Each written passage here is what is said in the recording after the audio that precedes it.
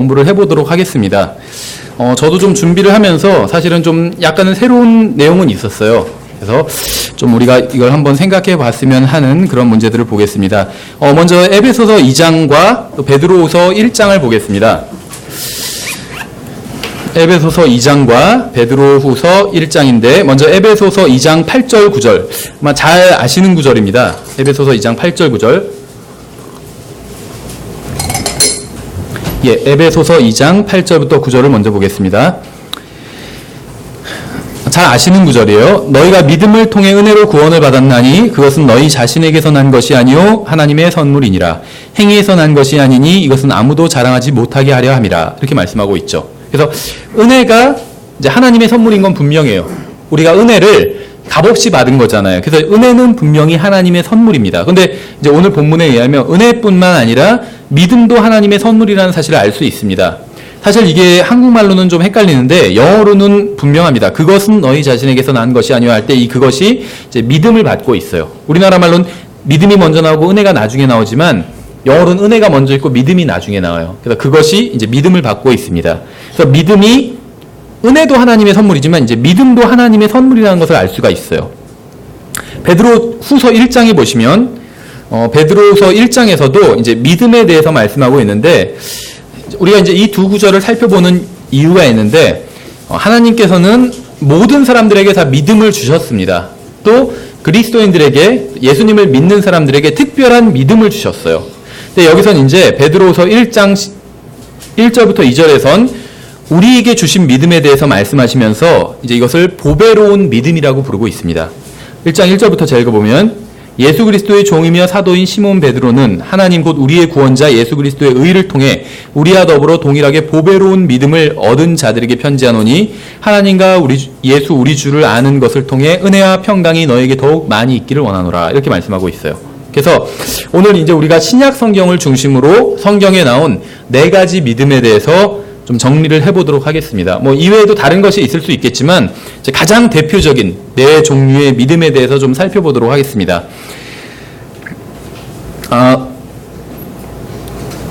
성경에서 지금 베드로후서에선 이제 믿는 사람들에게 하시는 말씀인데 보배로운 믿음을 주셨다고 말씀하고 있어요. 우리가 보배로운 믿음을 얻었다고. 그러니까 하나님께서는 우리에게 구원자를 주셨죠. 근데 이 구원자를 받아들일 수 있는 믿음도 주셨어요. 그렇죠. 아무리 좋은 게 맛있는 게 있어도 그걸 먹을 도구가 없다면 아니면 입이 없다면 먹질 못하잖아요. 근데 이 믿음이란 건 하나님의 선물을 받아들일 수 있는 하나의 도구라는 것이죠. 그래서 하나님께서는 구원자도 주시고 구원자를 받아들일 수 있는 믿음도 주셨습니다. 먼저 로마서 12장을 보시면 오늘 사실은 성경 구절 찾아볼 게 많이 있습니다. 그래서 로마서 12장에 보시면 여기서 이제 어떤 특정한 표현이 나와요. 로마서 12장에서 3절에 내게 주신 은혜를 힘입어 너희 가운데 있는 각 사람에게 내가 말하노니 각 사람은 자기의 마땅히 생각할 것보다 더 높이 자기에 대하여 생각하지 말고 하나님께서 각 사람에게 각 사람 모든 사람을 말하죠. 각 사람에게 믿음의 분량을 나누어 주신 대로 맑은 정신으로 생각하라 이렇게 말씀하고 있어요. 그래서 믿음의 분량이란 말이 나옵니다. 하나님께서 모든 사람들에게 믿음의 분량을 주셨다는 거예요. 그러니까 그 분량은 다 다른데 다 믿음은 가지고 있어요. 하나님의 은혜 없이 영원한 생명의 선물을 받을 수 있는 사람은 아무도 없습니다. 하나님께서 우리에게 베풀어 주신 은혜만이 값없는 선물이 아니에요. 에베소서 2장 8절 말씀대로 하나님께서는 우리에게 무엇인가를 주실 때 그것을 받을 수 있는 믿음 또한 주셨어요. 그래서 선물도 주시고 이 선물을 받을 수 있는 그것도 우리에게 또 선물로 주셨다는 거예요. 그래서 구원자, 영원한 생명도 선물로 주시고 영원한 생명을 받을 수 있는 믿음도 주셨다는 거예요. 그렇죠? 그런데 로마서에서는 하나님께서 각 사람, 즉 모든 사람에게 믿음의 분량을 주셨다고 말씀하고 있어요. 믿음의 분량. 약간은 좀 독특한 표현이죠. 그래서 하나님께서는 모든 사람에게 믿음의 분량을 주셨기 때문에 사람들은 저마다 믿음의 양은 달라요. 하지만 믿음을 행사하면서 살아가고 있습니다. 이 세상에는 믿음이 없는 사람은 없어요. 모든 사람들이 믿음을 행사하면서 살아가고 있습니다. 그러니까 이건 구원받는 것과 관련 없이 믿음이라는 것 자체가 있죠. 그 믿음이라는 것 자체를 모든 사람들, 구원받은 사람이나 구원받지 않은 사람이나 모든 사람이 가지고 있다는 거예요.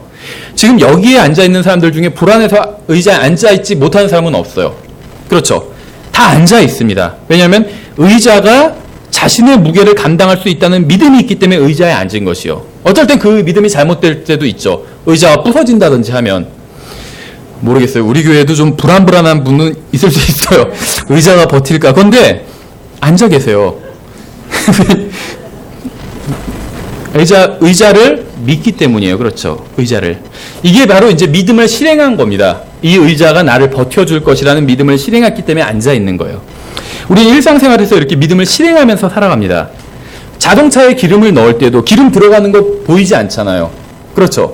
기름 들어가는 건 보이지 않아요. 근데 계기판에 숫자가 올라가죠. 다다다다 막 숫자가 올라가요. 기름을 넣을 때. 그럼 그걸 보고 기름이 들어간다는 걸 믿고 있는 거예요. 그렇죠. 주유기가 바르게 작동하고 있다는 걸 믿고 있기 때문에 기름이 들어가고 있구나. 이렇게 믿고 있다는 것이죠. 그래서 우리는 일상생활에서 믿음을 행사하면서 살아요. 생각해보세요. 마트에 가서 깡통에 콩이 든 게 있죠. 콩이 깡통에 들어있어요. 그런 상품을 구입을 해요. 그럼 어느 누구도 실제로 그 안에 콩이 들어있는지 개봉해서 확인한 후에 구매하진 않아요. 그렇죠. 개봉했는데 이상한 게 들어있을 수도 있잖아요. 근데 어느 누구도 그렇다고 다 따보고 구입하진 않아요. 돌다리도 뭐 두드려보고 건너라 이런 속담이 있는데 실제로 자동차를 몰고 와서 돌다리가 있으면 멈춰서 두드려보지는 않아요. 그냥 몰고 가요. 왜냐하면 그 다리가 안전할 것이라는 믿음이 있어요. 만약에 그런 믿음이 없다면 그 다리를 건너가지 않았겠죠. 우회해서 다른 길로 갔겠죠. 그래서 모든 사람들은 하나님께서 선물로 주신 믿음을 가지고 있습니다. 모든 사람들은 하나님께서 각 사람에게 선물로 주신 믿음을 매일 실행하면서 살고 있어요. 전철을 타면 이 전철이 목적지까지 갈 것이다라는 믿음이 있기 때문에. 전철을 타면 항상 목적지까지 가나요? 대부분은 가죠. 못 갈 수도 있어요. 뭐 사고가 난다든지 눈이 많이 내려서 못 가는 날도 있잖아요. 그럼 그 믿음이 깨진 거죠. 어쨌든 간에 근데 우리는 믿음이 있기 때문에 전철을 타고 간다는 거죠.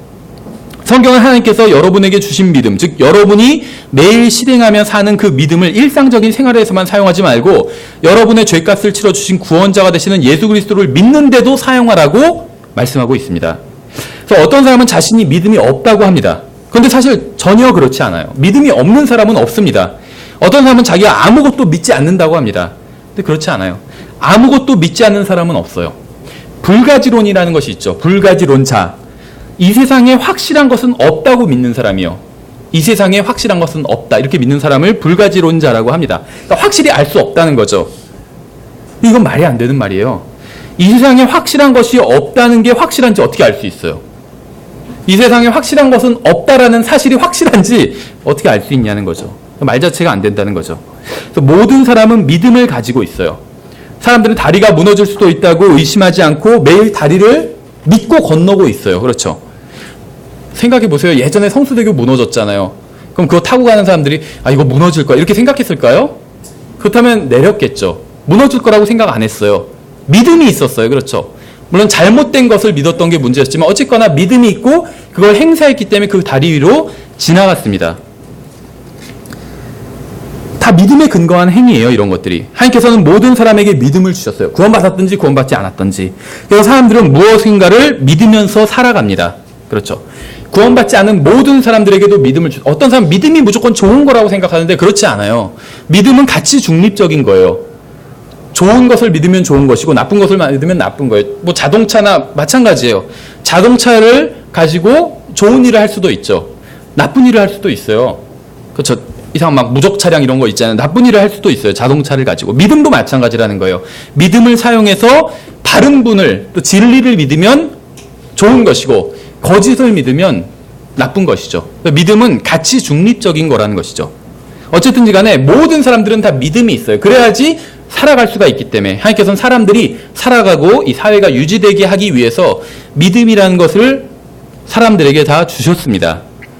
그래서 하나님께서는 각자에게 주신 믿음을 구원자로 주신 예수 그리스도께 둔다면 구원받게 되는 거예요. 우리는 모두 믿음을 가지고 있어요. 그러니까 칼빈주의자들이 말하는 것처럼 어떤 사람은 구원받기로 정해졌고 이런 건 성경에 없어요. 모든 사람들에게 다 믿음을 주셨습니다. 칼빈주의자는 반대로 얘기해요. 구원받을 사람들에게만 주셨다고 얘기해요. 믿음을. 성경은 그렇지 않아요. 모든 사람들에게 믿음이 있어요. 근데 그 믿음을 예수 그리스도께 연결하는 건 자유예요. 그래서 이제 첫 번째로 우리가 살펴본 믿음은 모든 사람들에게 있는 믿음. 이거에 대해서 이제 이야기를 했습니다. 두 번째는 영적 은사로서의 믿음이라는 것이 있어요. 영적 은사로서의. 그래서 고린도전서 12장에 나와 있습니다.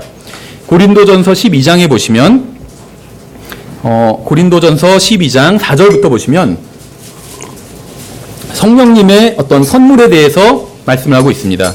고린도전서 12장 4절에 9절부터까지 볼게요. 이제 선물은 여러 가지나 같은 성령이시고 직무는 다르나 같은 주시며 활동은 여러 가지나 모든 것 안에서 모든 것을 행하시는 같은 하나님이 계시되 각 사람에게 성령의 나타나심을 주신 것은 그것으로 말미암아 모두가 유익을 얻게 하려 하심이라. 어떤 사람에게는 성령을 통하여 지혜의 말씀을, 다른 사람에게는 같은 성령을 통하여 지식의 말씀을, 다른 사람에게는 같은 성령을 통하여 믿음을 주셨다고 말씀하고 있죠. 여기서 말씀하고 있는 건 모든 사람한테 다 주신 것이 아니에요. 모든 사람이 다 지혜의 말씀, 지식의 말씀을 갖고 있는 것이 아니죠. 성령님께서 교회에 유익을 주시려는 목적으로 어떤 사람에게 특정한 은사들을 주신 것을 열거하면서 어떤 사람에겐 믿음을 주셨다. 이렇게 말씀하고 있습니다. 이거는 모든 사람들이 다 갖고 있는 믿음이 아니에요. 성령께서 특별히 더해 주신 믿음입니다. 그래서 그리스도의 몸 가운데 있는 성도 중 어떤 사람들은 다른 사람들보다 훨씬 더 큰 믿음의 분량을 가지고 어떤 상황에서도 주님을 신뢰하고 붙드는 경우가 있어요. 그런 믿음의 용사로 인해서 주님께 감사를 드립니다. 그런 사람들은 항상 하나님께서 자신의 약속을 지키실 것이라는 강한 믿음을 가지고 있어요. 그러니까 우리 주위에 예를 들면 하나님의 말씀을 잘 전하는 사람이 있다. 그럼 그 사람 말씀의 은사를 가지고 있는 거죠. 마찬가지로 하나님을 정말 어떤 상황에서도 굳건히 믿는 사람들이 있어요. 그 사람은 믿음의 은사를 가지고 있는 거예요. 그 지역교회에 엄청난 도움이 됩니다. 그런 경우에 있어서. 그런데 이런 큰 믿음을 가지게 된 원인이 그 사람의 특별함에 있는 것은 아니에요. 그 사람이 영적인 무언가를 했기 때문에, 특별한 노력을 했기 때문에 그런 믿음의 은사를 받게 된 것은 아니라는 겁니다. 어떤 사람이 큰 믿음을 가지고 있는 이유는 그 사람에게 그가 하나님께서 믿음의 은사를 받아서 그것을 매일 실행하면서 살았기 때문에 큰 믿음을 가지고 있는 거예요. 하나님께 은사로 받았기 때문에. 즉 성령님께서 주시는 은사로서 큰 믿음을 받았기에 그 믿음을 실행하는 것이지 어떤 다른 이유가 있어서 그 사람이 특별하게 무엇인가를 해서 상급으로 주신 것은 아니라는 거예요. 왜냐하면 이건 선물이기 때문에. 그래서 만일 여러분이 성경을 믿고 있으면 자기 자신을 자랑하면 안 돼요. 주님을 자랑해야 돼요. 하나님의 약속들을 굳게 믿고 있다면 자기 자신을 자랑하지 말고 주님을 자랑해야 됩니다. 하나님께서는 모든 사람들에게 적절한 분량의 믿음을 주셨어요. 그리고 특별히 몇 사람들에게는 더 큰 믿음을 주셔서 교회를 섬기고 유익을 끼치게 하셨습니다. 그래서 자기가 정말 큰 믿음을 가지고 있다면 그걸 자랑하지 말고 교회를 섬기는 데 사용해야 된다는 것이에요. 그 믿음을. 그렇죠. 그건 이제 세 번째인데 이것이 이제 좀 핵심적인 오늘 그 내용을 다루고 있습니다. 세 번째, 네 번째가 첫 번째는 이제 일반적인 믿음, 모든 사람들이 다 가지고 있는 믿음에 대해서 말씀드렸고, 두 번째는 특별히 하나님께서 은사로 주신 믿음을 가지고 있는 사람들이 있다고 말씀드렸죠. 세 번째는 영어로는 그냥 the faith예요. 그 믿음. 그런데 이제 이것을 뭐 교회의 믿음이라고 볼 수도 있는데 한마디로 좀 정의 내리기는 어려운데 우리가 쭉 성경 구절들을 좀 사도행전을 중심으로 찾아보면 이해가 갈 겁니다. 이것이 무엇인지. 세 번째 이제 어떤 그 신약 성경에 나온 세 번째 무리의 믿음은 신약 성경의 진리와 관련이 있는 믿음입니다. 성경에서는 이걸 the faith라고 부르고 있어요. 그 믿음 이것이 반복해서 계속 나와요. 그러면서 그 믿음 안에 거하라 이런 말을 합니다. 이것이 이제 무엇인지 좀 살펴보도록 하겠습니다. 우리가 2000년 전 신약 성경이 아직 기록되기 전에 살고 있다고 한번 가정을 해볼게요. 아직 하나님께서 여러분에게 신약 성경을 주시기 전이라면 여러분은 무엇을 알고 있을까요? 베드로와 야고보와 요한과 바울은 유대 종교를 믿던 사람들이었어요. 그런데 이 신약 성경에 있는 진리는 그동안 유대 종교에서 가르치던 것과는 상당히 다른 것들이 많이 있었죠. 어떤 그리스도인의 자유와 어떤 성령 침례, 그리스도의 몸, 또 어떤 그리스도의 몸 안에서 유대인과 이방인이 하나라는 것, 또 단 한 번의 영원히 예수님께서 속죄를 이루셨다. 이런 거는 이전에 유대교회는 없던 개념들이에요. 그렇죠. 분명히. 우리는 신약 성경을 통해서 이런 것들이 진리라는 것을 알고 있습니다. 그런데 신약 성경이 완성되기 전에는 이런 걸 어떻게 알 수 있었을까요? 사도들이. 사도행전을 보시면 사도들도 우리와 동일한 것들을 믿고 있어요. 우리가 지금 신약 성경을 믿고 있는 이 내용들이 있잖아요. 이것들을 사도들도 동일하게 믿고 가르치고 있었습니다. 그럼 이 사람들은 이것을 어떻게 알고 있었을까? 우리는 신약 성경을 읽고 안 거예요. 따로 받은 게 아니라. 그런데 이 사람들은 신약 성경이 없었는데 이걸 알고 있었어요. 그래서 계속 근데 이것을 무엇이라고 부르냐면 사도행전에서는 그 믿음이라고 불러요. The faith, 그 믿음. 그래서 계속 그 믿음 안에 거하라, 계속 그 얘기를 하고 있어요. 그래서 이제 이것을 우리가 지금 왜 그런 이야기를 하고 있냐면 이걸 제대로 분별하지 못하면 성경에서 그 믿음 안에 거하라고 했을 때 이것이 어떤 다른 것을 얘기한다고 생각을 합니다. 성경에서 사도행전에서 그 믿음, the faith라고 부르고 있는 것은 신약 성경이 가르치고 있는 진리들을 말하고 있는 거예요. 한번 우리가 찾아보면서 확인을 해보겠습니다. 우리가 성경을 통해서 신약 성경의 진리를 알 수 있는 것은 하나님의 선물입니다. 성경적 기독교가 무엇인지 아는 것도 하나님의 선물이에요. 아무도 스스로 이러한 진리를 깨우친 사람은 없습니다.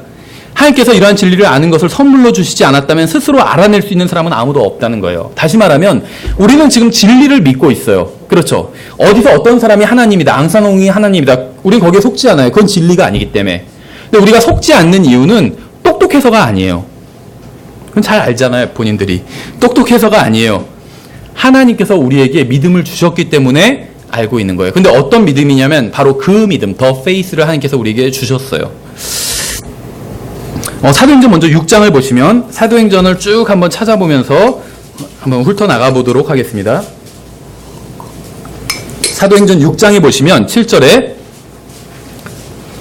하나님의 말씀이 자라나서 예루살렘에서 제자들의 수가 크게 늘어나고 제사장들의 큰 무리도 믿음에 순종하니라 이렇게 되어 있는데 영어로는 the faith입니다.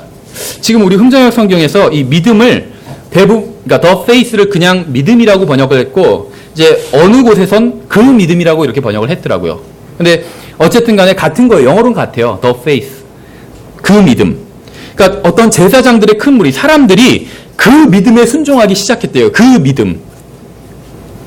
여기서 말하는 그 믿음이 무엇일까요? 이것은 단순히 예수님을 구원자로 믿는 믿음이 아니에요. 이것은 예수 그리스도와 그분에 관한 진리 전체에 관한 믿음입니다. 그러니까 신약 성경 전체에 관한 믿음이에요. 예수님을 어떤 구원자로 믿는, 구원 얻는 믿음, 그걸 말하고 있는 것이 아니라는 거예요. 13장을 볼게요. 13장. 뒤로 몇 장 넘겨서.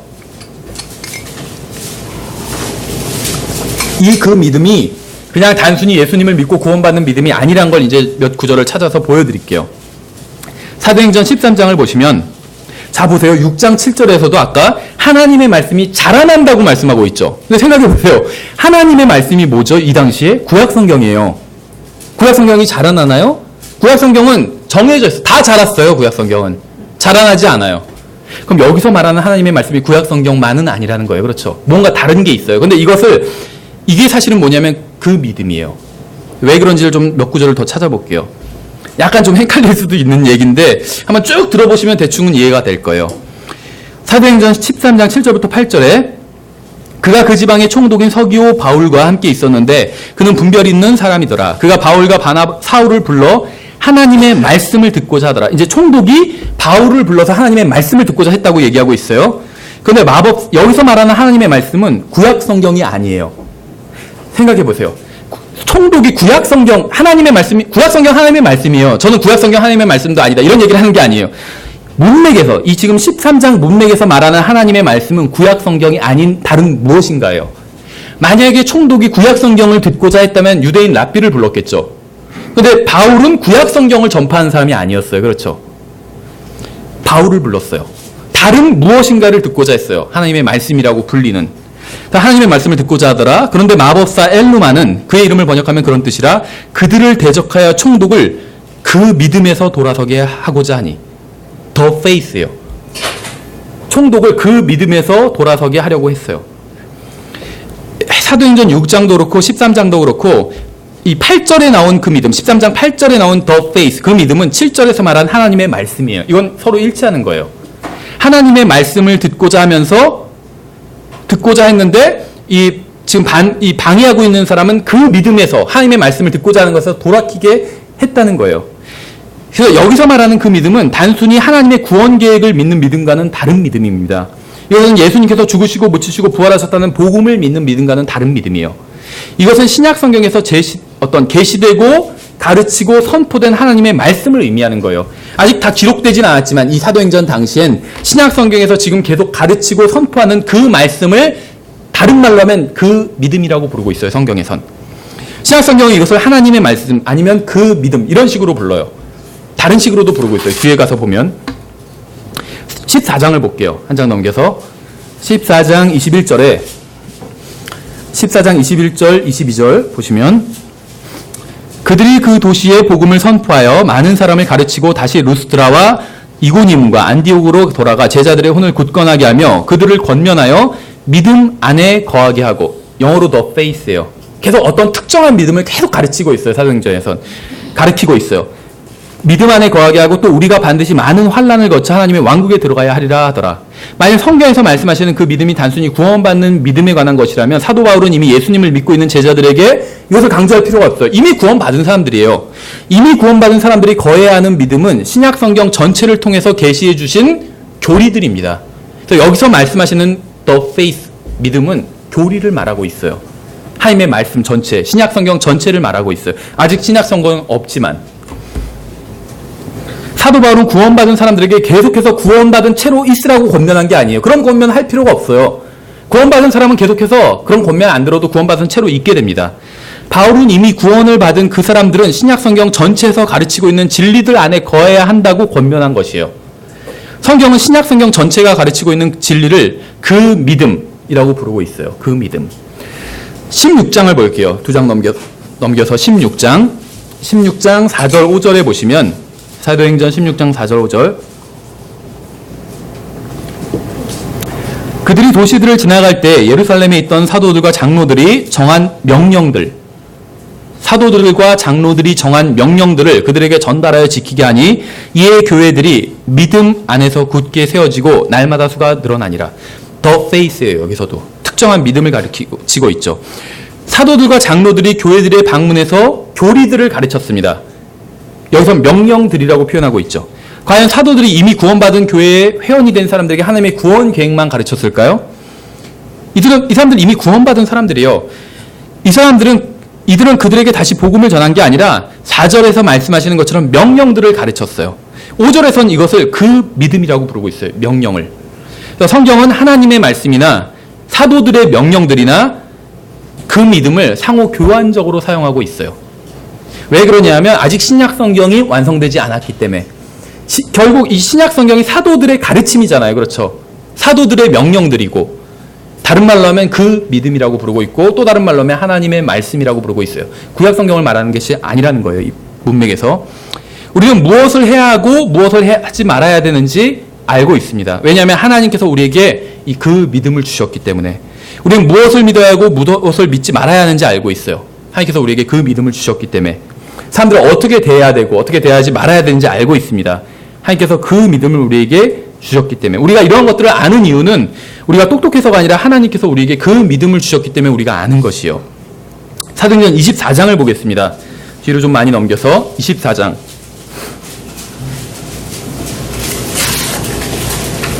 사도행전 24장을 보시면 벨릭스가 이제 사도 바울에게로부터 이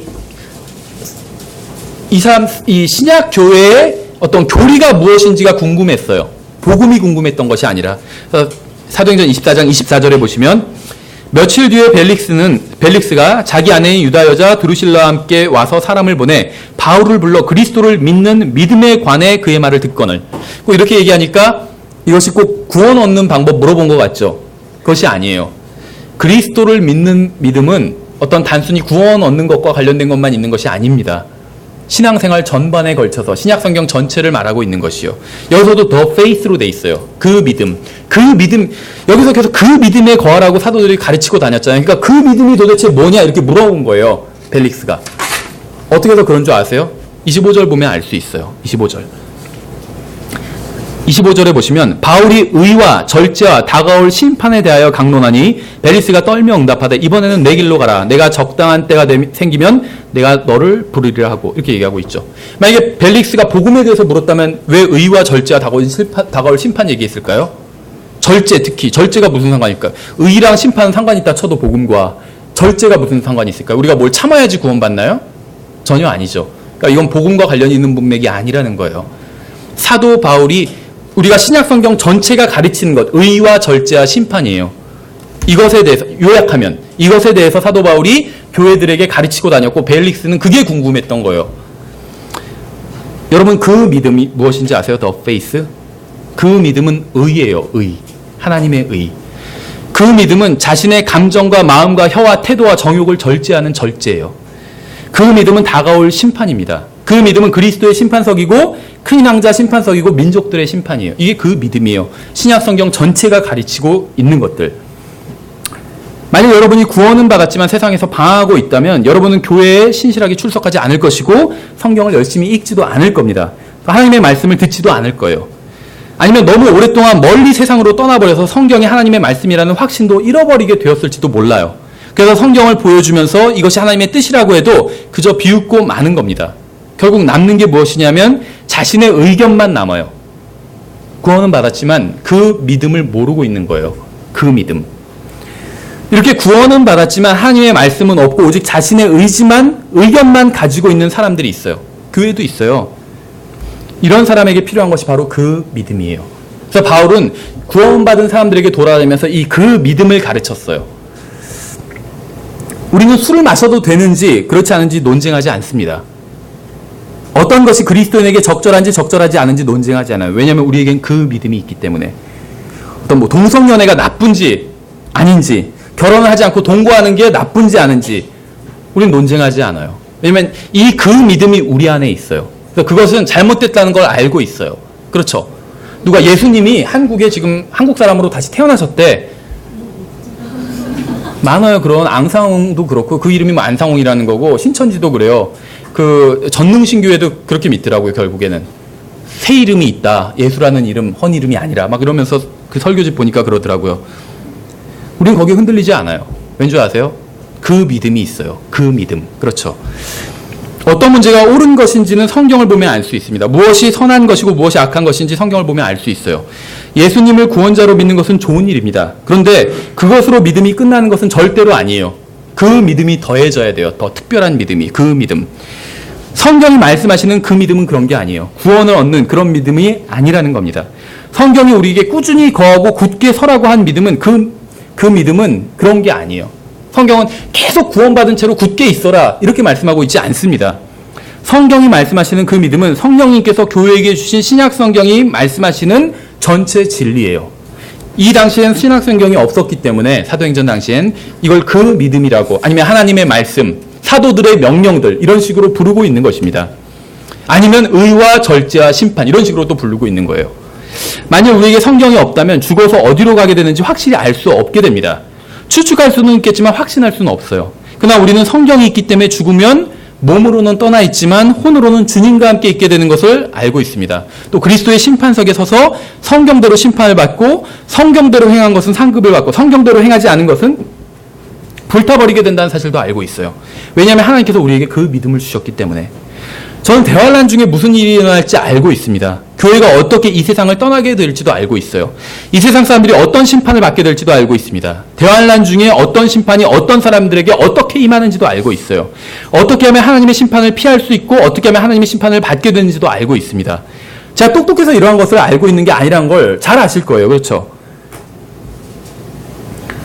하나님께서 저에게 그 믿음을 주셨기 때문에 제가 알고 있는 거예요. 하나님께서 제가 그 믿음을 소유하도록 허락해 주셨기 때문에 하나님께서는 우리에게 그 믿음을 허락해 주셨습니다. 그래서 우리는 사람이 죽으면 어디로 가는지에 대해서 논쟁을 벌이지 않아요. 구원받지 못하고 죽은 사람들은 어디로 가는지에 대해서 논쟁하지 않습니다. 왜 어떤 사람들은 구원받지 못하고 죽은 사람들은 그냥 삭제된다고 생각하는지 아세요? 이단 중에 그렇게 믿는 이단이 있어요. 구원받지 못하고 죽은 사람은 우리가 컴퓨터에서 파일 삭제하듯이 그냥 삭제시켜버린대요. 하나님께서. 지옥에 있는 게 아니라. 성경에 분명히 지옥이라고 말씀하고 있는데도 아니라는 거예요. 지옥이라고 말씀하고 있지만 지옥은 없대요. 삭제시키는 거라고 하나님께서. 여호와의 증인들이 그렇게 믿어요. 왜 그 사람들 그렇게 믿는지 아세요? 그 믿음이 없기 때문이에요. 그 믿음이. 아무리 성경 공부를 해도 그 믿음이 없으면 이상한 교리를 믿게 되는 거예요. 구원받았다 할지라도 마찬가지예요. 구원받아도 신천지 가는 사람이 있어요. 왜 그런 줄 아세요? 구원받는 것과 또 다른 믿음, 그 믿음이 없기 때문이에요. 그 믿음은 단지 예수님을 믿고 구원받는 그런 믿음이 아닙니다. 그것도 좋은 거예요. 필요해요. 그게 시작이고. 그 다음에 영적으로 성장해 나가는 데 있어서는 이 그 믿음이라는 게 필요하다는 거예요. The faith라고 부르는 성경에서. 그 믿음은 예수님께서 성령님을 통해서 교회에게 가르쳐 주신 교리예요. 진리고. 그 믿음은 사도들이 가르치고 그것을 통해 신약 성경에 기록된 진리들입니다. 이제 로마서 14장을 볼게요. 로마서 14장. 아까 제가 오전 설교 중에도 잠깐 말씀을 드렸는데 로마서 14장에 보면 믿음이 약한 자에 대한 말씀이 나와요. 믿음이 약한 자. 로마서 14장 1절에 있죠. 믿음이 약한 자를 너희가 받아들이되 의심에 찬 논쟁은 하지 말라. 이렇게 말씀하고 있어요. 믿음이 약한 자가 있대요, 교회에. 그런데 그런 사람들을 받아들이래요. 여기서 말하는 그 믿음은 예수님을 믿고 구원받는 믿음이 아니에요. 여기서 말하는 믿음은. 생각해 보세요. 예수님을 믿고 구원받는 믿음은 강한 믿음이 있고 약한 믿음이 있고 그런 게 아니에요. 그럼 강한 믿음인 사람은 강하게 구원받고 약한 믿음인 사람은 약하게 구원받나요? 그런 게 아니에요. 예수님을 믿고 구원받는 믿음은 있고 없고의 믿음. 믿음이 있으면 구원받고 믿음을 예수님께 두면 구원받고 다른 데 엉뚱한 데 두면 구원 못 받는 거예요. 그렇죠. 그래서 여기서 믿음이 약하다는 건 예수님을 믿는데 이렇게 좀 막 그래. 그럼 믿음이 없는 거예요. 믿지 않는 거예요. 사람은 구원받았든지 구원받지 못했든지 하나입니다. 그렇죠. 구원은 받았지만 믿음이 약할 수도 있어요. 그래서 여기서 말하는 믿음이 약하다는 건 구원과는 상관없습니다. 그럼 무엇과 상관이 있냐면 그 믿음과 상관이 있어요. 그래서 성경에서 믿음이라고 하면 대부분 그 신약 성경에선 그 믿음을 가리킬 때가 굉장히 많아요. 그렇다면 믿음이 약하다는 게 무슨 의미일까요? 주님을 믿지 못하는 것은 믿음이 약한 게 아니라 믿음이 없는 거예요. 그리스도인도 구원은 받았지만 주님을 믿지 못할 때가 많죠. 그럼 믿음이 약한 게 아니에요. 어떤 건 주님을 믿고 주님의 말씀대로 해야 되는데 말씀은 이렇지만 그렇게 하면 내가 큰일 나 죽을 수도 있어 이렇게 한다면 그건 믿음이 약한 게 아니에요. 믿음이 없는 거지 그건. 그렇죠. 근데 이제 믿음이 약한 사람들이 있어요. 그럼 이게 과연 무엇을 의미하는가 하면 2절을 보시면 어떤 사람은 자기가 모든 것을 먹을 수 있다고 믿고 다른 사람은 약하여 채소를 먹느니라. 이제 조금 힌트를 얻게 됐죠. 음식 얘기를 하고 있어요. 하나님의 말씀이 음식과 같죠. 우유, 젖과 같고 고기와 같아요. 어떤 사람은 고기, 단단한 그런 것들을 먹는 사람이 있고 어떤 사람은 그냥 젖만 먹는 사람이 있어요. 그렇죠. 이것은 구원은 받았지만 아직 성경을 충분히 모르는 사람에 대한 이야기입니다. 어떤 사람이 믿음이 약하다는 건 성경에서 믿을 것들이 많이 있어요. 그런데 구원은 받았지만 성경을 아직 잘 모르기 때문에 그걸 다 믿질 못해요. 왜냐하면 그게 있는지도 모르는데 어떻게 믿겠어요. 그렇죠. 그래서 믿음이 약한 사람이라는 건 구원을 받았지만 아직 교리를 충분히 배워서 알지 못하는 사람에 대한 말씀이에요. 그런 사람과 이상한 논쟁하지 말라는 거예요. 지금 성경에서. 성경을 많이 아는 사람이 있고 적게 아는 사람이 있습니다. 성경을 적게 알건 많이 알건 상관없이 서로 사랑하고 섬기는 데는 전혀 문제가 없어요. 본문에서 말하는 믿음이 약한 사람은 아직 교리를 배우지 않은 사람을 의미합니다. 그래서 모든 새신자들은 믿음이 약한 사람들이에요. 그렇죠. 물론 새신자는 아니지만 성경을 가르치지 않는 교회에 다니는 사람들도 믿음이 약한 사람들이에요. 오늘날 구원받은 많은 사람들이 믿음이 약한 상태에 있어요. 대부분 밖에 나가서 보면 대부분 믿음이 약한 상태에 있어요. 그래서 예수님께서 지옥에 가셨었다 이렇게 얘기해도 몰라 왜 그런 말에 무서워 막 이런 얘기하고 그래요. 못 받아들여요. 왜냐하면 성경을 배운 적이 없기 때문에. 근데 성경에서 사도행전 2장이랑 시편 16편에서 분명히 말씀하고 있잖아요. 예수님 지옥에 가셨었다고. 그렇죠. 구원은 받았지만 믿음이 약한 상태에 많은 사람들이 있는데 그 이유는 교회에 다니지 않아서 그런 게 아니라 교회에는 다니지만 교회에서 성경을 전혀 가르치지 않기 때문이에요. 그래서 여러분들 성경 가르치시는 거에 불만이 있으면 안 돼요. 여러분들 믿음이 성장해야 되잖아요. 성경을 배워야지 성장할 수가 있어요. 이건 구원과는 별개로. 그렇죠.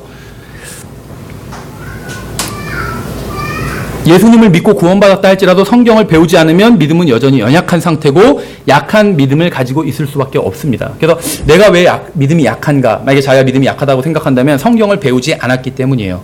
성경을 공부하는 데 시간을 투자하지 않았기 때문입니다. 고린도전서 16장을 볼게요. 고린도전서 16장. 고린도전서 16장을 보시면 이제 이 성경에서 말씀하시는 the faith, 믿음이라고 부르는 게 무엇인지 대충 아시겠죠? 고린도전서 16장 13절에 너희는 깨어 믿음, 여기서도 the faith예요. 계속 특정한 믿음을 계속 가리키고 있어요. 너희는 깨어 그 믿음에 굳게 서서 남자답게 행동하며 강건한 자가 되라. 성경은 믿음에 굳게 서라고 말씀하고 있습니다. 이것은 구원받은 상태로 계속 거하라는 말이 아니에요. 자신의 구원을 계속 유지하고 있으라는 말도 아닙니다. 저는 구원받았어요. 영원한 생명을 가지고 있습니다.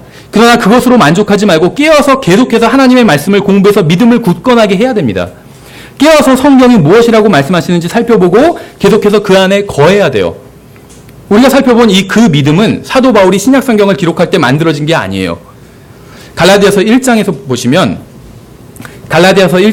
분명합니다. 어떤 사람들은 이 신약 성경의 이 교리, 이 체계, 이 믿음, 우리가 지금 계속 그 믿음이라고 부르고 있는 이것이 사도 바울이 구원받았을 때 생겨나게 되었다, 이렇게 주장하는 사람이 있어요. 그 사람이 누구냐 하면 바로 극단적 세대주의자들이에요. 우리가 오늘 특별 광고에 그 내용이 있죠. 칼빈주의, 극단적 세대주의, 교회 무용론, 이런 것들 잘못된 것이고, 이런 것들을 본인이 믿는 건 상관없어요. 어떻게 못하니까. 우리가 예배를 억지로 드리게 할 수는 없죠. 억지로 이거 믿어 하고 할 수도 없어요. 성도들 하나하나 확인해가면서 믿어 안 믿어 할 수도 없어요. 본인이 무엇을 믿는 건 자유예요. 그렇죠. 우리는 킹제임스 성경이 바른 성경이라고 믿어요. 개혁 성경 잘못된 성경이라고 믿습니다. 그러나 교회 현관에서 검사하지 않아요. 가방 열어보세요 하고 왜 개혁 성경 갖고 왔어요? 하고 그러지 않아요. 그건 못해요. 자유예요. 개혁 성경 갖고 오셔도 어떻게 보면 돼요. 상관없어요. 그런데 개혁 성경이 바른 성경이라고 가르치시면 안 돼요. 그건 우리 교회의 질서를 어지럽히는 일이에요. 혼란을 초래하는 일이고, 하나님께서는 혼란의 창시자가 아니죠. 다른 교리도 마찬가지예요. 칼빈주의나 극단적 세대주의 마찬가지입니다. 어쨌든 간에 갈라디아서 1장 23절 24절 보시면, 다만 과거에 우리를 핍박하던 자가 한때 자기가 멸하던, 바울 말하는 거죠. 그 믿음, the faith, 여기서 이제 그 믿음이라고 번역했네요. 그 믿음을 지금 선포한다는 것을 듣고 나로 인하여 하나님께 영광을 돌렸느니라.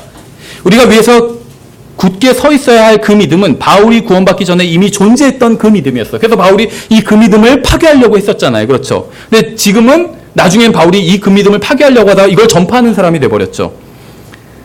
극단적 세대주의자들은 성도들이 가지고 있던 이 바울이 말한 그 믿음은 바울이 구원받기 전에는 존재하지 않았다고 주장하지만 이건 성경적인 사실이 아닙니다. 유다서 3절을 볼게요. 유다서에서도 그 믿음에 대해서 말씀하고 있어요. 하나님께서 우리에게 그 믿음을 주셨다는 거예요. 그 믿음에 대해서. 그 믿음을 주셨어요. 하나님께서는. 유다서 3절에 보시면, 사랑하는 자들아, 공통의 구원에 관하여 내가 너희에게 쓰려고 모든 열심을 내던 차에 성도들에게 단 한 번 전달된 믿음, the faith, 믿음을 위해 너희가 힘써 싸우라고 너희에게 써서 권면할 필요를 느꼈노니, 이렇게 말씀하고 있죠. 잘 생각해 보세요. 유다서 전체를 통해 사도가 무엇을 경고하고 있는지 아세요? 유다서의 주제. 유다서는 거짓 복음을 경고하고 있지 않아요. 지금 여기서 믿음에 대해서 말씀하고 있지만 이게 복음과 관련 있는 내용이 아니라는 거예요. 유다서는 거짓 복음을 경고하고 있는 게 아니라 구원받은 사람들의 잘못된 생활을 경고하고 있어요. 생각해 보세요. 아까 사도행전에서 바울은 벨릭스가 그 믿음이 무엇이냐 물어보니까 의와 절제와 심판이라고 얘기했죠. 구원받은 사람들의 생활이에요. 이것과 관련이 있어요. 그 믿음은.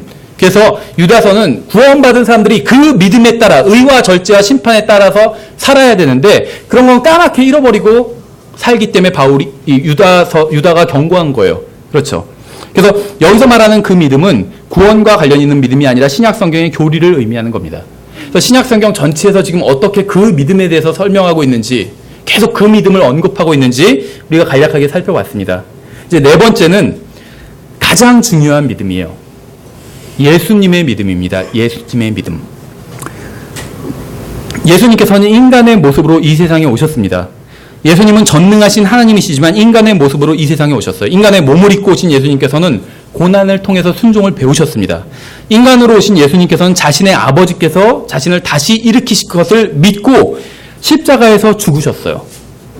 믿음으로 죽으신 것이에요. 예수님께서는. 인간으로 오신 예수님께서는 우리들에게 영원한 생명의 약속을 주셨습니다. 예수님께서는 자신의 믿음에 근거해서 우리들에게 영원한 생명의 약속을 주신 것이에요. 하나님의 말씀을 본인도 믿고 주신 거예요. 하나님의 말씀을 믿고 본인이 내어드린 거예요. 생각해 보세요. 우리가 예수님처럼 왜 살 수가 없는지 아세요? 우리 믿음으로만 살려고 하기 때문이에요. 우리 믿음은 실패하는 믿음이에요. 예수님의 믿음은 실패하지 않는 믿음이에요. 우리가 예수님의 믿음을 끌었을 수 있다면 우리도 예수님처럼 살 수 있는 거예요. 이것이 성경적 기독교입니다. 여러분이 여러분의 믿음을 예수 그리스도께 두면 예수님께서는 여러분을 구원해 주실 거예요. 여러분을 구원하고 여러분의 구원을 지켜주고 유지시켜주는 것은 여러분의 믿음이 아니라 아버지의 약속을 믿는 예수님의 믿음입니다. 제가 구원을 잃어버리지 않는 이유는 지키고 있는 사람이 제가 아니라 예수님이기 때문이에요. 저의 구원을 지켜주시고 있는 분은 예수님이에요.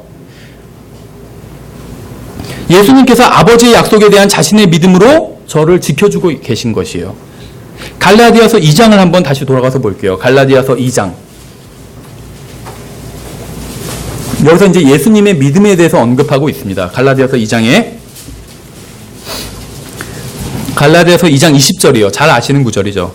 내가 그리스도와 함께 십자가에 못 박혀 있으나 그럼에도 불구하고 사노라. 그러나 내가 아니요 그리스도께서 내 안에 사시느니라. 나는 지금 내가 육체 안에서 사는 삶을 나를 사랑하사 나를 위해 자신을 주신 하나님의 아들의 믿음으로 사노라. 저는 살고 있지만 제가 사는 게 아니라 제 안에 계신 예수님께서 사시는 것입니다. 제가 육체 안에서 사는 삶은 저를 사랑하시고 저를 위해서 자신의 생명을 주신 하나님의 아들의 믿음으로 사는 것이에요. 저에게 자신의 생명을 주신 분은 예수 그리스도입니다. 저를 사랑하시는 분은 예수 그리스도예요. 저의 생명을 유지시켜 주시는 분은 예수 그리스도입니다. 제가 살 수 있고 저의 구원이 유지되는 것은 저의 믿음이 아니라 예수 그리스도의 믿음입니다. 그래서 성경에서 예수 그리스도의 믿음이 계속 반복해서 나오고 있어요. 어떤 분은 이건 예수님의 믿음이 아니라 예수님을 믿는 믿음이 돼야 된다 이렇게 주장하는 사람들이 있습니다. The faith of Jesus가 문법적으로는 맞겠죠. 예수님의 믿음도 되고 예수님을 믿는 믿음도 되겠죠. 근데 사실 따지고 보면 문법적으로도 그렇지는 않아요. 근데 어쨌든 간에 표면적으로 봤을 땐 그러면서 이 예수님의 믿음이란 말을 엄청 싫어하더라고요. 그럼 우리가 하는 게 뭐냐 하면서 내 믿음을 좀 뭘 하고 싶은데 내 믿음으로 이런 주장을 하는 거예요. 근데 예수님의 믿음이란 게 이상할 게 전혀 없어요. 우리가 가지고 누리고 우리가 영원에서도 계속 가지고 있고 누리고 있을 것은 다 예수님의 거예요. 예수님의 생명. 그렇죠. 우리가 누리고 있는 것 중에 하나님의 것이 아닌 게 있나요? 이건 진짜 내 거야. 이렇게 주장할 수 있는 게 있나요? 하나도 없어요. 우리 몸마저 아니에요. 그렇죠. 너희는 너희 자신의 것이 아니라고 했잖아요. 고린도전서에서도. 우리가 누리는 모든 것은 다 예수님의 거예요. 거기에 예수님의 믿음 하나 더한다고 해서 이상할 거 전혀 없어요. 예수님의 생명, 예수님의 안식 다 우리가 누리고 있어요. 우린 예수님의 마음까지도 누릴 수 있어요. 그렇게 해야 되고 예수님의 심정을 가지고 있다고 사도 바울이 얘기하고 있잖아요.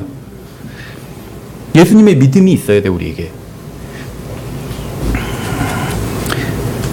저의 믿음은 저의 믿음만으로는 안 돼요. 왠지 아세요? 저의 믿음은 실패하기 때문에 엄청나게 많이 실패했어요. 저는 저의 믿음은. 여러분도 마찬가지일 거예요. 여러분도 실패한 적이 있을 거예요. 하지만 여러분도 여전히 살아있어요. 저는 저의 믿음이 실패한 적이 많아요. 여러분도 아마 다 몰라서 그렇지 몰래 실패한 적이 많아요. 여러분도 마찬가지일 거예요. 다 똑같은 사람일 거예요.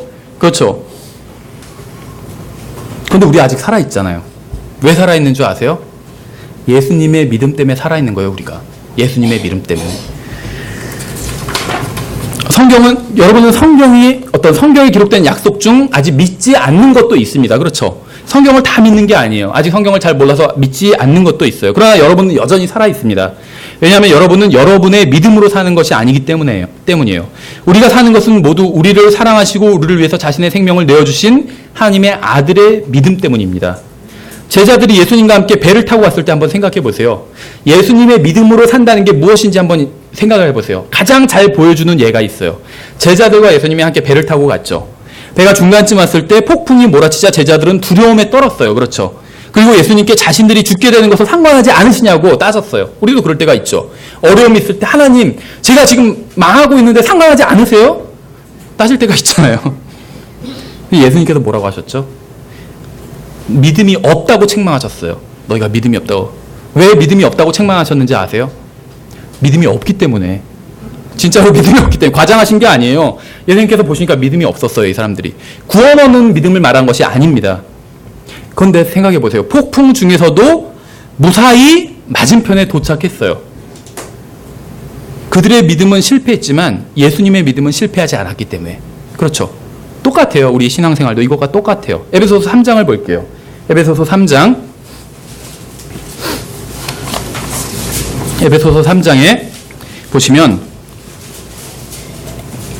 이 예수님의 믿음이 있어야 돼요. 그래야지 여러분들이 하나님 앞에 나아갈 수가 있어요. 에베소서 3장 10절, 12절을 보면 그 목적은 그분께서 이제 교회를 사용하사 하늘의 처소들에 있는 정사들과 권능들에게 하나님의 갖가지 지혜를 알게 하려 하심이라. 이것은 곧 그분께서 그리스도 예수 우리 주 안에서 작정하신 영원한 목적에 따른 것이라.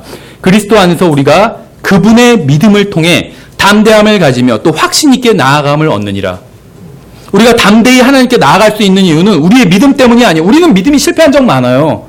하나님 앞에 우리의 믿음만 갖고는 담대하게 나아갈 수가 없어요. 예수 그리스도의 믿음 때문에 담대하게 또 확신 있게 나아갈 수 있는 거예요. 그렇죠.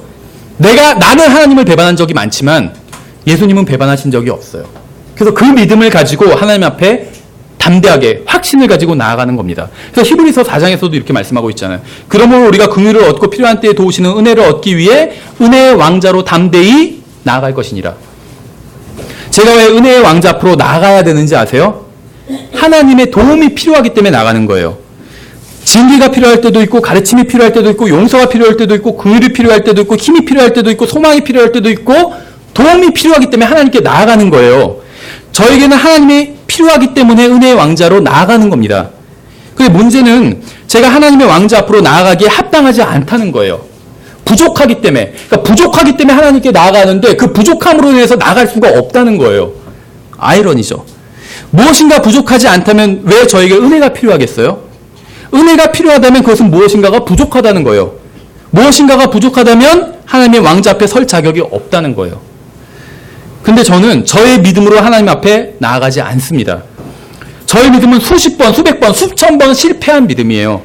실패를 거듭하는 이런 믿음으로는 하나님의 왕자 앞에 나아갈 수가 없어요. 저는 예수 그리스도의 믿음으로 하나님 앞에 나아갑니다. 그리고 저는 담대하고 확신 있게 나아갈 수 있어요. 제가 주님께 부르짖으면 주님께서는 저를 대신해서 아버지께 말씀을 해주실 것이에요. 저는 죄를 짓고 싶지 않습니다. 여러분도 제가 죄를 짓지 않았으면 할 겁니다. 그런데 여러분도 죄를 짓고 저도 죄를 져요. 우리는 죄를 짓습니다. 우리는 죄를 짓고 나서 우리 안에 계신 성령님께서 몹시 슬퍼하신다는 사실을 알게 되면 주님 앞에서 매우 부끄럽고 죄송스러운 마음을 갖게 되고 하나님께 나아갈 면목이 없어지게 됩니다. 사실 오히려 그때가 가장 주님이 필요한 때인데 주님께 나아가지 못하고 있는 거예요. 그때 예수님께서는 우리를 대신해서 하나님 아버지 앞에 나아가 주시는 거예요. 문제가 생겼을 때 변호인을 부릅니다. 예수님은 우리의 변호인이에요. 우리의 믿음이 완전히 실패했을 때 우리는 여전히 하나님 앞에 담대하고 확신 있게 나아갈 수 있어요. 저의 믿음이 아니라 예수님의 믿음으로 나아가기 때문에. 아버지 하나님께서는 아들 하나님께 이렇게 말씀하셨을 거예요. 당신이 이 세상으로 내려와서 십자가 위에서 피를 흘리고 죽음으로 죄에 대한 나의 진노를 받아주십시오. 그러면 제가 당신을 믿는 죄인들을 구원하고 그들과 화해를 이루겠습니다. 그러면 그들은 다시 우리와 교제를 나눌 수 있게 될 것입니다. 아들 하나님께서는 이렇게 말씀하셨을 거예요. 예, 당신의 뜻대로 제가 가겠습니다. 그리고 예수님께서는 성경의 모든 예언을 성취하시고 십자가에 달려 피를 흘리고 죽으심으로 온 세상의 죄값을 치르시고 죽으셨다가 3일 만에 부활하셔서 누구든지 그것을 믿는 사람들에게 구원을 선물로 주시기 시작하셨을 겁니다. 그러나 많은 사람들이 이 복음을 듣지만 믿지 않고 있어요. 그렇죠? 로마서 한번 3장을 볼게요. 로마서 3장. 굉장히 가만히 생각해보면 감사할 수밖에 없는 구절이 있습니다. 로마서 3장. 예수님은 분명히 아버지의 말씀과 아버지의 계획과 아버지의 뜻에 대한 믿음이 있었어요. 아버지의 계획은 자신의 사랑하는 아들이 이 세상에 가서 인간들을 대신해서 십자가에서 죽음으로 화해를 이루는 것이었어요. 예수님은 그 말씀을 믿었습니다. 그 아버지의 뜻을. 그렇죠. 십자가 위에서 죽으신 것은 아버지의 뜻이었어요. 예수님은 그렇게 하기 싫으셨어요. 그런데 자기 뜻대로 마시고 아버지의 뜻대로 하겠다고 말씀하셨잖아요. 그래서 십자가에 죽으시는 이 계획은 말 그대로 하나님의 구원 계획이었어요.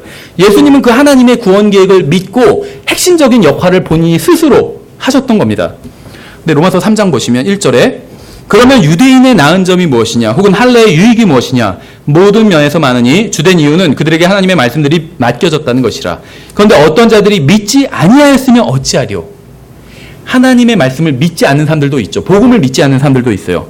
그들의 믿지 아니함이 하나님에 대한 믿음을 무효로 만들겠느냐.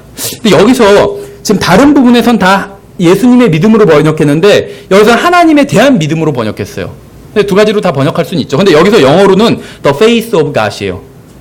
그러니까 하나님의 믿음이에요. 하나님의 믿음. 무슨 말이냐면 어떤 사람들이 예수님을 믿지 않아요.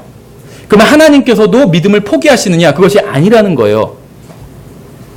왜 이게 중요한지 아세요?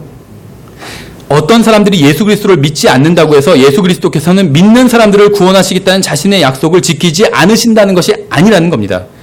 누군가 믿지 않는 사람이 있다고 해서 아들을 믿는 사람들에게 영원한 생명을 주시겠다는 하나님의 약속이 무효로 되는 것이 아니라는 거예요. 인간의 믿음이 있고 하나님의 믿음이 있습니다. 약속을 지키고 그것을 실현하는 것은 인간의 믿음이 아니라 하나님의 믿음이에요. 하나님께서는 항상 자신의 말씀을 신실하게 이행하셨습니다. 여러분이 복음을 전하는데 많은 사람들이 그것을 거부한다면 여러분은 계속해서 열심히 복음을 전하시겠어요? 복음을 전하는데 사람들이 거부해요, 계속 복음을. 그러면 그래도 열심히 전하시겠어요? 정말 좋은 소식이 뭔지 아세요? 지난 2000년간 성령님께서 복음을 전하시는데 수없이 많은 사람들이 복음을 거절했어요. 사람들의 믿음 없음이 하나님의 믿음을 무효할 수 없다고 말씀하고 있죠, 성경에서.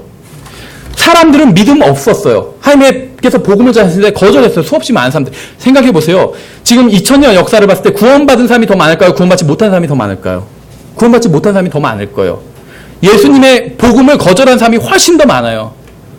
그럼 하나님께서도 거기서 성령님께서도 믿음을 포기하시고 아이고 이거 못해 먹겠다 진짜 안 해야겠다 이렇게 생각하셨다면 생각해 보세요. 전체 구원받은 사람의 어떤 순서가 있다면 저도 그 중에 하나가 껴있겠죠.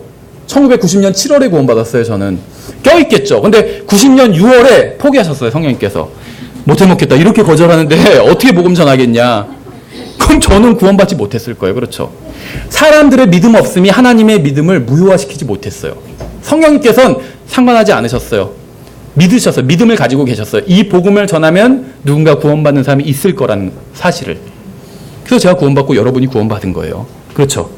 그래서 저는 성령님께서 자신의 믿음을 저버리지 않으셨음에 감사합니다.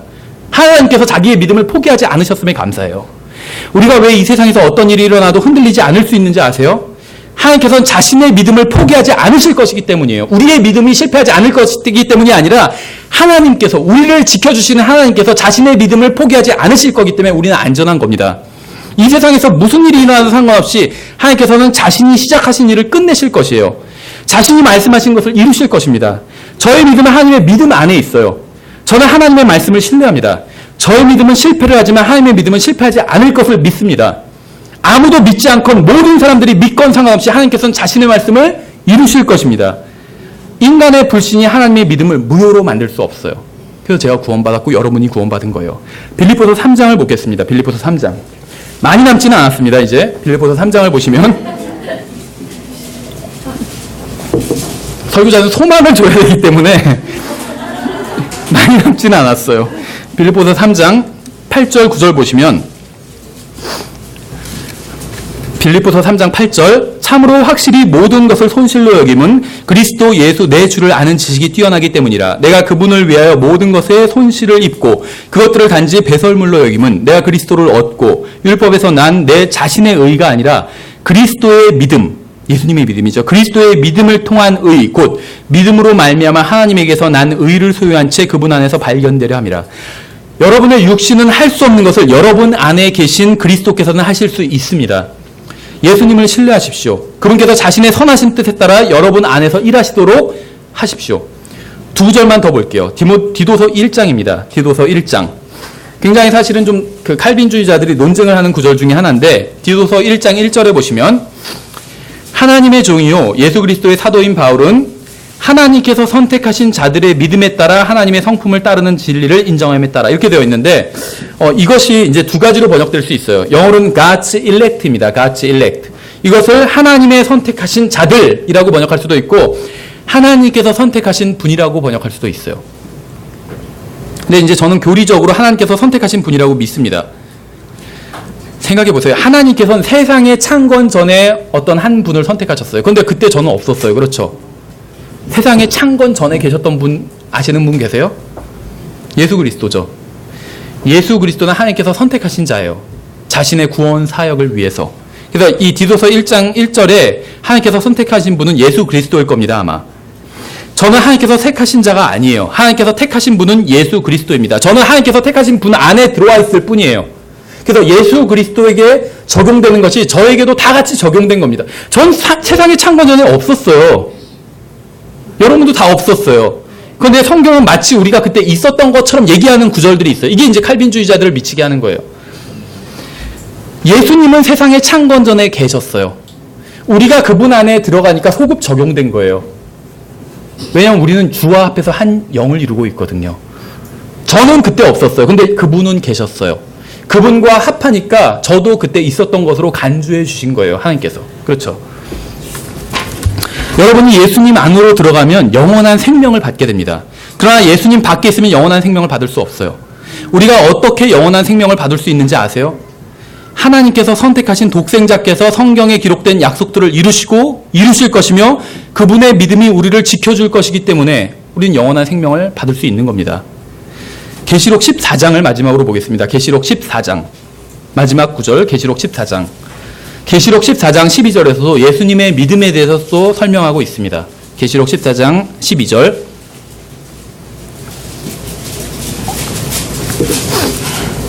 계시록 14장 12절 여기에 성도들의 인내가 있나니 곧 여기에 하나님의 명령들과 예수님의 믿음을 지키는 자들이 있느니라 하더라. 모든 게 하나로 귀결됩니다. 여러분 예수 그리스도를 믿어야 됩니다. 예수 그리스도께서는 신약 교회의 전체 진리를 계시해 주셨어요. 여러분이 비록 악한 시대에 악한 세상에서 살고 있지만 희망을 가질 수 있는 이유는 여러분의 힘이나 능력이나 의 때문이 아니라 하나님의 힘과 능력과 의 때문입니다. 저는 지금 예수님을 믿고 있지만 내일은 어떻게 될지 알 수 없어요. 저를 지켜주고 붙들어주는 것은 저의 믿음이 아니라 예수 그리스도의 믿음입니다. 하나님께서는 저에게 믿음의 분량을 주셨어요. 저는 그 믿음의 분량을 예수 그리스도 안에 넣고 그분의 믿음을 길어 올립니다. 그러면 예수님의 믿음이 저를 지켜줄 것이에요. 내가 그리스도와 함께 십자가에 못 박혀 있으나 그럼에도 불구하고 사노라. 그러나 내가 아니요 그리스도께서 내 안에 사시느니라. 우린 다 예수님의 것을 사용하고 있어요. 삶조차도 그렇죠. 나는 지금 내가 육체 안에서 사는 삶을 나를 사랑하사 나를 위해 자신을 주신 하나님의 아들의 믿음으로 사노나. 여기에 신앙생활의 모든 답이 달려 있습니다. 여러분의 믿음이 실패해도 그분의 믿음은 실패하지 않을 거예요. 예수님을 신뢰하고 그분의 믿음으로 사시기 바랍니다. 아멘. 예, 저희가 찬양을 한 곡 드리고 끝내죠. 예, 195장 주님께 찬양을 드리고 오후 예배를 마치도록 하겠습니다.